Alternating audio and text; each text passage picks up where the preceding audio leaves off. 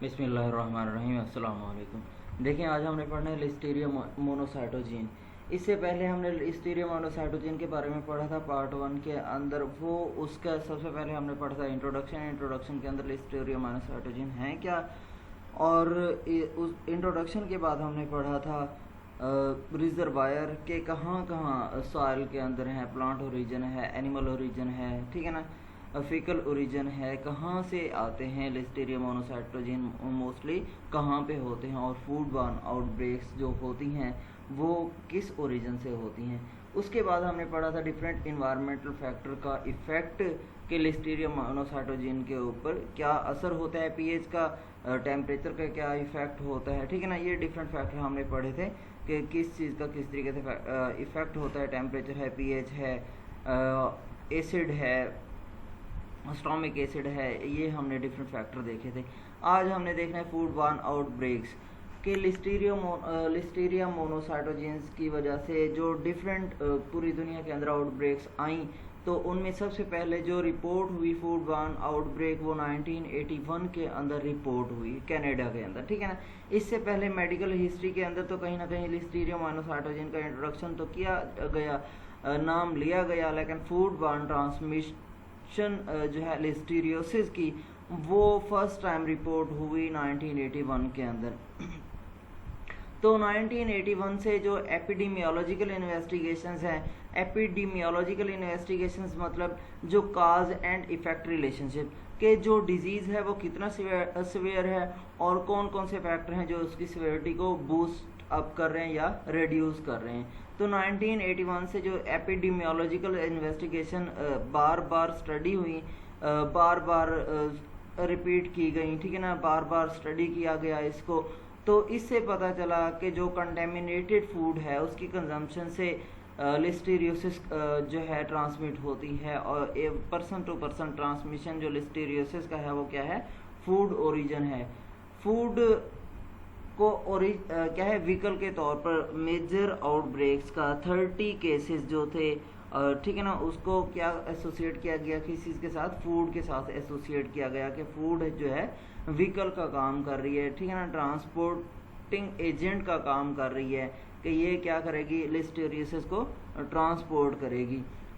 Next जो हमारे पास है आउटब्रेक ऑफ लिस्टीरियोसिस की मैसेच्यूसेट्स के अंदर 1979 के अंदर जो हुई, उसको एसोसिएट किया गया रॉ प्रोड्यूस के साथ। वो भी क्या है, फूड सोर्स उसका पॉजिटिवली आइडेंटिफाई ना हो सका, ठीक है ना।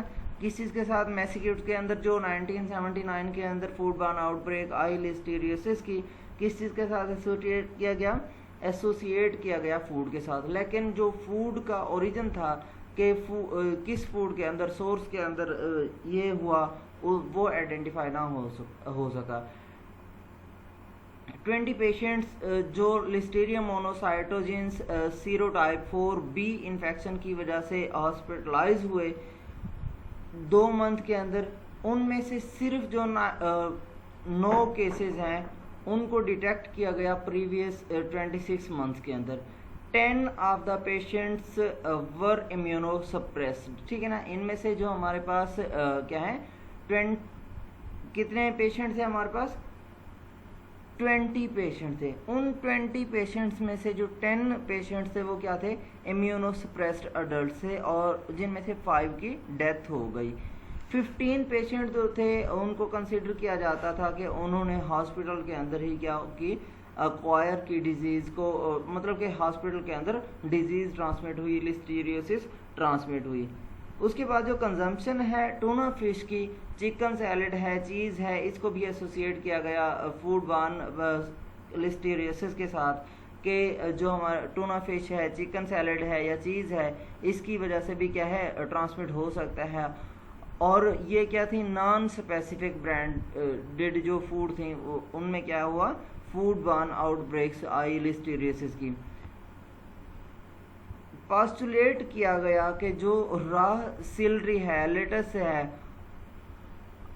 अगर उसको गार्निश के तौर पर सर्व किया जाए तो क्या हो सकता है, कंटेमिनेट कर सकती हैं फूड को, लिस्टीरिया मोनोसाइटोजेंस की ऑकरेंस इसमें हो सकती है।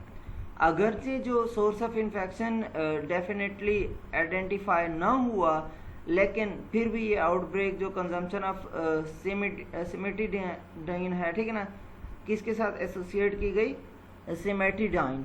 ये क्या है, एसिड रिड्यूसिंग एजेंट के तौर पर ऐसे पेशेंट जिनके अंदर अल्सर होता है या अल्सर डेवलप हो जाता है या हार्ट बर्न का इशू आएगा, स्टोमिक अपसेट आते हैं, ठीक है ना, एसिडिटी बढ़ जाती है, तो उन पेशेंट को क्या है, सिमेटिडाइन एक मेडिसिन है रेकमेंड की जाती है या एंटी एसिड उनको रेकमेंड किए जाते हैं। जब गैस्ट्रिक एसिड लो होगा, लो गैस्ट्रिक एसिड पे क्या होगा, जो लिस्टीरिया मोनोसाइटोजिन है ये सर्वाइव कर जाएगा और गैस्ट्रो इंटेस्टाइनल कॉम्प्लिकेशंस काज करता है। तो ऐसे पेशेंट जिनके अंदर क्या है, सिमेटिडीन जिनको खिलाई गई या एंटी एसिड जैसा कि हमारे पास ओमेप्रोजोल वगैरह दिए जाते हैं, ठीक है ना, एसिड ठीक है ना, रिप्रेसेंट या हम उनको पीपीआईज कहते हैं, प्रोटॉन पंप इनहिबिटर, वो जब दिए गए तो क्या था कि ऐसे लोगों को ज़्यादा लिस्टीरियोसिस के चांस सामने आए, ठीक है ना। उसके बाद जो डिक्रीज्ड गैस्ट्रिक एसिडिटी है उसने सर्वाइवल जो लिस्टीरिया मोनोसाइटोजिन का है उसको इंक्रीज कर दिया और सेल स्टोमिक से स्मॉल इंटेस्टाइन और फिर लार्ज इंटेस्टाइन के अंदर पेनिट्रेट कर गए, ट्रांसफ़र हो गए। First confirm food burn outbreak लिस्टीरियोसिस की 1981 के अंदर नोवा स्कोटिया कनाडा के अंदर रिपोर्ट हुई। इसमें क्या था, 34 प्रेगनेंसी एसोसिएटेड केसेस थे, 7 केसेस जो थे नॉन प्रेग्नेंट थे, अडल्ट थे, ऑकर ड्यूरिंग 6 मंथ पीरियड। ये कितने जो हमारे पास 34 प्रेगनेंसी एसोसिएटेड और जो 7 adult non pregnant adult cases थे वो 6 मंथ के अंदर रिपोर्ट हुए, ठीक है ना। एज कंट्रोल स्टडी के तौर पर इसको कॉल्सला ठीक है ना प्रिपेयर किया गया और इसको एज अ व्हीकल स्टडी किया गया, ठीक है ना। एपिडेमिक जो स्ट्रेन थी subsequently isolated from unopened pack of this product. इस प्रोडक्ट की जो अनओपन पैक थी उससे क्या किया गया, आइसोलेट तैयार किया गया और उस आइसोलेट से क्या है आइडेंटिफिकेशन की गई, आया कि ये क्या कर रहा है, कंटेमिनेट कर रहा है फूड को या नहीं कर रहा, या जो लिस्टीरिया मोनोसाइटोजिन है उसकी ट्रांसमिशन कर रहा है या नहीं कर रहा। अब पास्चराइज्ड मिल्क जो था आइडेंटिफाई हुआ most likely source of infection, ठीक है ना, in another large outbreak of listeriosis in Boston Mass in 1983 के अंदर क्या है, पास्चराइज्ड मिल्क जो ट्रांसमिशन सोर्स व्हीकल के तौर पर काम कर रहा था बोस्टन के अंदर 1983, ठीक है ना। उसके बाद जो 49 इसी के अंदर 49 केसेस थे 2 मंथ के अंदर रिपोर्ट हुए, 42 इनमें इम्यूनोसप्रेस्ड अडल्ट थे और 7 प्रेग्नेंट वोमेन थी। ओवरऑल केस फैटलिटी रेट जो था 29% था। 1985 के अंदर कैलिफोर्निया में लिस्टीरियोसिस की आउटब्रेक के अंदर 142 केस रिपोर्ट हुए 8 मंथ के अंदर और ठीक है ना, लॉस एंजल्स कहाँ पे occurred in Los Angeles county caliph. अब इनको ट्रेस किया गया, ट्रेसिंग बैग से पता चला जो मैक्सिकन स्टाइल चीज़ है वो क्या कर रही थी, as a source of vehicle काम कर रही थी और उससे क्या हुआ, ट्रांसमिट हुए। प्रेग्नेंट वोमेन जिनमें 93 केसेस, ठीक है ना, जिसमें ठीक है ना, अब ये क्या थे हमारे पास 142 केसेस थे, उन 142 में से क्या थी प्रेग्नेंट वोमेन 93 केसेस थे और 49 जो थे वो नॉन प्रेग्नेंट थे। उन 49 में से जो 48 थे अडल्ट, इनके अंदर पहले ही कोई ना कोई कंडीशन थी, ठीक है ना, कंडीशन फॉर लिस्टीरियोसिस, मतलब कि ये किसी ना किसी ऑलरेडी डिजीज़ का शिकार थे, तो उसकी वजह से जब इम्यून सिस्टम वीक होता है, इम्यून सिस्टम वीक होने की वजह से वो लिस्टीरिया मोनोसाइटोजिन इन्फेक्शन का या लिस्टीरियोसिस का शिकार हुए। Among pregnancy associated cases 87% occurred in Hispanic women. कितने? 87%, 13% जो हुए बाकी वोमेंस के अंदर हुए, जो हिस्पैनिक वोमेंस थी 87% उनमें हुए। केस फर्टिलिटी रेट जो था 32% था प्रीनेटल केसेस के लिए, और 32% जो था नॉन प्रेग्नेंट अडल्ट्स के लिए था। अब इसकी जो वजह थी इनएडिकेट पास्चराइजेशन ऑफ मिल्क थी, ठीक है ना, चीज़ बनाने के लिए, और mixing of raw milk with pasteurised milk likely resulted in contaminated cheese, ठीक है ना। अब क्या किया गया, रॉ मिल्क को पास्चराइज्ड मिल्क के साथ जब मिक्स किया गया तो उससे बनाई जाने वाली चीज़ क्या थी, as a source of vehicle काम कर रही थी किस चीज़ का, लिस्टीरियो मोनोसाइटोजीन का। जो लिस्टीरियो मोनोसाइटोजीन कंटेमिनेटेड सॉफ्ट चीज़ थी, ये रिस्पॉन्सिबल थी फॉर एयर, ठीक है ना। 1983 से 1987 के दरमियान में 122 केसेस आए फूड बॉर्न लिस्टीरियोसिस के, ठीक है ना। इसमें कहाँ पे थे ये केसेस? स्विट्जरलैंड के अंदर। किस वजह से हुए? कंटेमिनेटेड पैटी की वजह से। इसमें 300 cases outbreak in United Kingdom in 1989 to 1990, ठीक है ना। Contaminated pork tongue in aspic was the principal vehicle of 279 cases of listeriosis in 10 months in France. France के अंदर कितने? 279 केसेस आए 10 महीनों के अंदर, और उसकी जो बेस थी, व्हीकल का काम कर रही थी, वो क्या थी? कंटेमिनेटेड पोर्क टंग थी। और फ्रांस के अंदर ये कहाँ पे थी? फ्रांस के अंदर 1992 के अंदर। उसके अलावा जो पॉटेड पोर्क है, इसको एसोसिएट किया गया 39 केसेस के साथ 1993 के अंदर, और सॉफ्ट चीज़ व्हीकल का काम कर रही थी 33 केसेस के अंदर के लिए 1995 के अंदर, ठीक है ना। Large multistate outbreak of listeriosis occurred in the United State between August 1998 and March 99, ठीक है। मल्टी स्टेट आउटब्रेक जो लिस्टीरियोसिस की थी कहाँ पे? यूनाइटेड स्टेट ऑफ अमेरिका के अंदर अगस्त 1998 और मार्च 99 के दरमियान में रिपोर्ट हुए। Total 101 outbreak associated cases were identified in 22 states. कितने टोटल केस रिपोर्ट हुए? 101 केस रिपोर्ट हुए 22 स्टेट्स के अंदर। 15 adult deaths and 6 miscarriage or stillbirths were associated with this outbreak, ठीक है। क्या था? 15 adult death और 6 miscarriage, या फिर क्या है? stillbirth were associated with listeriosis। अगर हम करेक्टरिस्टिक्स देखें डिजीज़ के, तो human disease caused by Listeria monocytogenes occur predominantly in certain well defined high risk groups that include pregnant women, ठीक है ना। सबसे ज़्यादा कहाँ पे है? प्रेग्नेंट वोमेन के अंदर है। उसके बाद जो है नियोनेट्स, ठीक है ना, जो नौज़ायदा जिन्हें हम कहते हैं। उसके बाद इम्यूनो कॉम्प्रोमाइज्ड अडल्ट के अंदर ज़्यादा होगा, और क्या है? Elderly but also occurs in person with no predisposing underlying conditions, ठीक है ना, जिनके अंदर कोई ऑलरेडी कॉम्प्लिकेशन नहीं होगी। In non pregnant adults Listeria monocytogenes primarily cause septicaemia, क्या करेगा? ब्लड पॉइजनिंग करेगा, मेनिंजाइटिस करेगा। मेनिंजाइटिस क्या है? मेनिंजीज की इन्फ्लेमेशन है, ठीक है ना। मेनिंजो इंसेफेलाइटिस करेगा, ठीक है ना। उसके बाद क्या है? मोर्टेलिटी रेट जो है 20 to 30% इसकी वजह से। Other infrequent manifestations of listeriosis in this population include endocarditis, क्या है? उसके बाद हमारे पास मेनिंजाइटिस के साथ सेप्टिसीमिया के साथ साथ दूसरी जो केमिस्ट इन्फेस्टेशंस हैं लिस्टीरियोसिस की, वो हैं एंडोकार्डाइटिस है in person with underlying cardiac lesion, ठीक है ना, जिनको कार्डियक प्रॉब्लम ऑलरेडी चल रहा होगा, या फिर दूसरी फोकल इन्फेक्शंस होंगी जिसमें हमारे पास ठीक है ना, थैलमाइटिस है, सेप्टिक आर्थराइटिस है, ऑस्टियोमाइटिस, प्लूरल इन्फेक्शन वगैरह हो सकते हैं। Clinical condition known to predispose persons to the various manifestations of listeriosis include malignancy, ठीक है ना, क्या है, malignancy है, organ transplant है, immunosuppressive therapy है, infection with the human immunodeficiency virus and advanced age।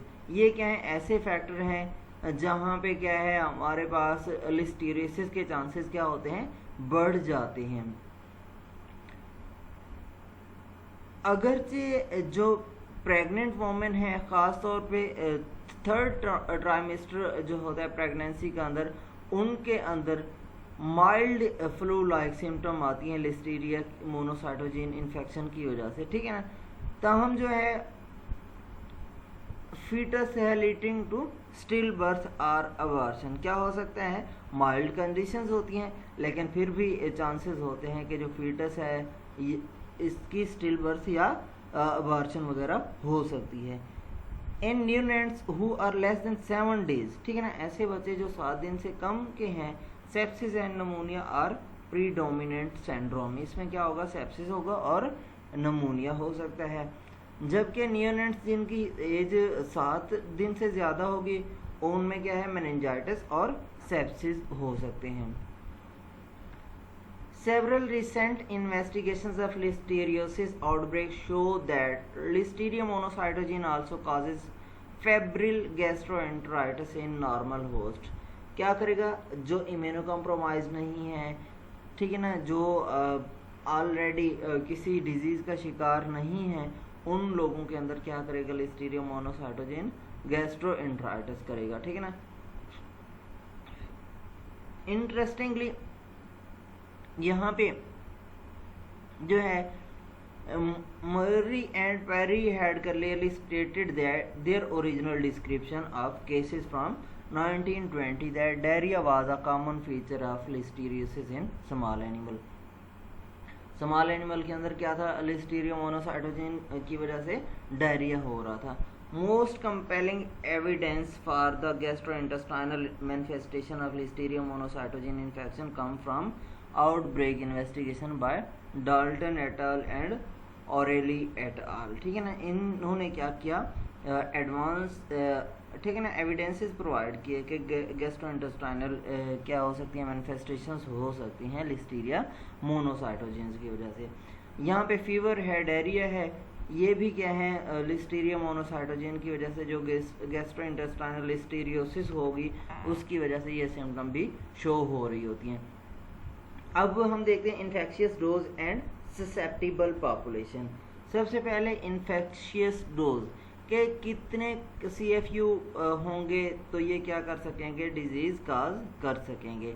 Infection dose of Listeria monocytogenes depend on many factor including immunological status of the host. Host की सेहत पे डिपेंड करता है कि उसके अंदर जो small number of Listeria monocytogenes है वो उसे इन्फेक्ट कर सकेंगे या large number of Listeria monocytogenes. In addition to host factor and exposure to foods, it is likely that microbial characteristics are important risk factor for disease, ठीक है ना, क्या है, microbial characteristics जो हैं वो important risk factor हैं। जो occurrence है और course of infection है, duration of infection है, वो डिपेंड करता है वायरुलेंस फैक्टर और इन्फेक्टिव डोज। अगर डोज ज़्यादा होगी तो लिस्टीरिया मोनोसाइटोजेन के जो इन्फेक्शन है वो भी जल्दी ज़ाहिर होगा, उसकी सिम्टम जल्दी आएगी, ठीक है ना। अगर कम नंबर्स होंगे, कॉलोनी फार्मिंग यूनिट कम होंगे तो जो ड्यूरेशन होगा वो भी बढ़ जाएगा।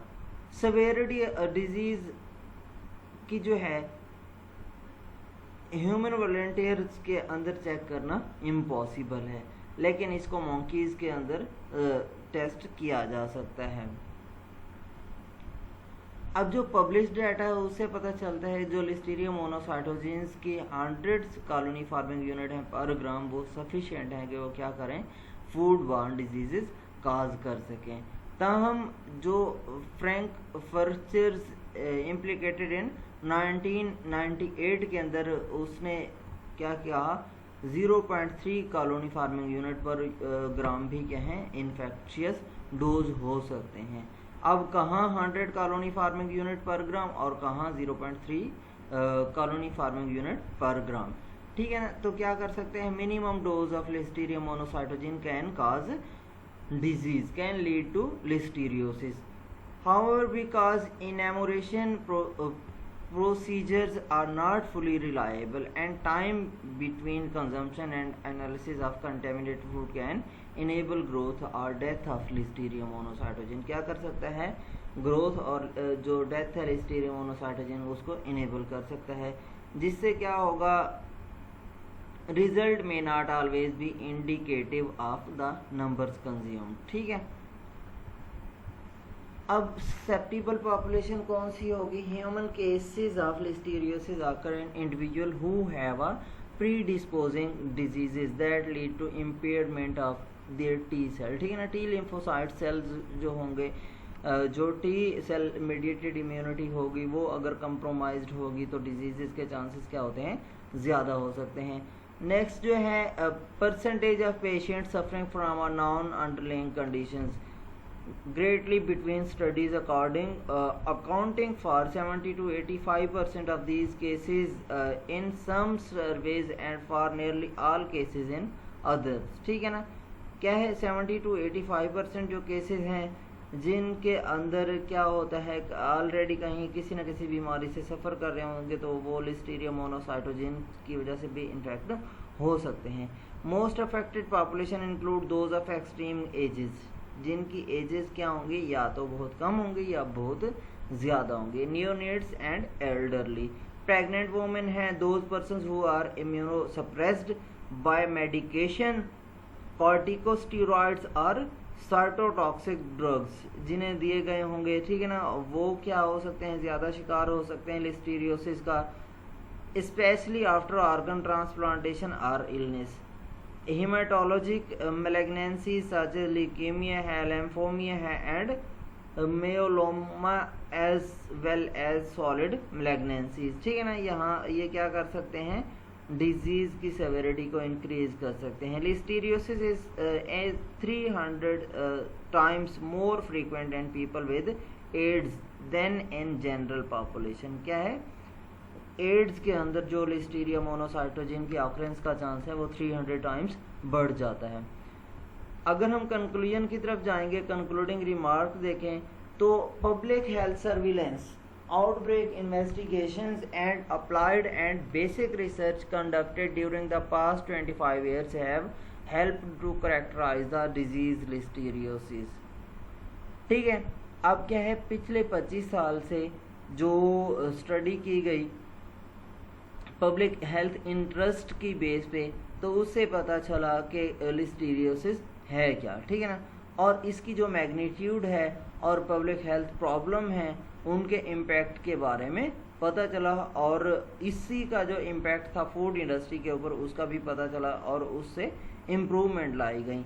Identify the risk factor associated with disease and develop appropriate and targeted control strategies. Food processing industry has made progress in reducing the prevalence of Listeria monocytogen.